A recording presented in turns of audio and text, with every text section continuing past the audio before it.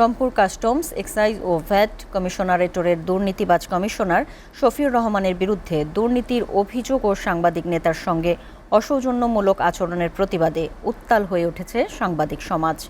রংপুরের পর এবার কাউনিয়ায় মানববন্ধন করেছে স্থানীয় সাংবাদিকরা। রংপুর কাস্টমস, এক্সাইজ ও ভ্যাট কমিশনারেটরের কমিশনার শফিউর রহমানের বিরুদ্ধে বিভাগীয় ব্যবস্থা গ্রহণ ও প্রত্যাহারের দাবিতে আন্দোলন জোরদার হচ্ছে। এরই ধারাবাহিকতায় রংপুরের পর কাউনিয়া উপজেলায় মানববন্ধন করেছে স্থানীয় সম্মিলিত সাংবাদিক সমাজ। দুপুরে কাউনিয়া বাসস্ট্যান্ড এলাকায় আয়োজিত এই কর্মসূচিতে উপজেলার বিভিন্ন সাংবাদিক সংগঠনের নেতৃবৃন্দ সহ প্রিন্ট ও ইলেকট্রনিক মিডিয়ার কর্মরত সাংবাদিকরা অংশ নেন। মানববন্ধনে সভাপতিত্ব করেন প্রেস ক্লাব কাউনিয়ার সাধারণ সম্পাদক সাইদুল ইসলাম।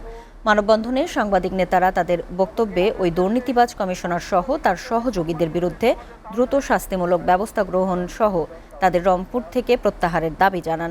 অন্যথায় রংপুর বিভাগ সহ সারা দেশব্যাপী আন্দোলন ছড়িয়ে দেওয়ার হুঁশিয়ারি দেন তারা। ভ্যাট ও কাস্টমস কর্মকর্তার বিরুদ্ধে দ্রুত ব্যবস্থা নিতে হবে, তাকে অপসারণ করতে হবে, তার বিরুদ্ধে বিভাগীয় তদন্ত কমিটি গঠন করতে হবে, অবশ্যই তার বিরুদ্ধে তাকে অপসারণ করতে হবে, তাকে চাকরিচ্যুত করতে হবে, তাকে এই রংপুরের মাটি থেকে অপসারণ করে বিতাড়িত করতে হবে। ঢাকায় যিনি বড় কর্মকর্তা রয়েছেন, উচ্চতর কর্মকর্তা রয়েছেন, তাদের দৃষ্টি আকর্ষণ করছি যে যিনি এখানকার কাস্টম কর্মকর্তা রয়েছেন, যিনি এই আচরণ করেছেন, তার ব্যাপারে তদন্ত করে ব্যবস্থা নেওয়া হোক।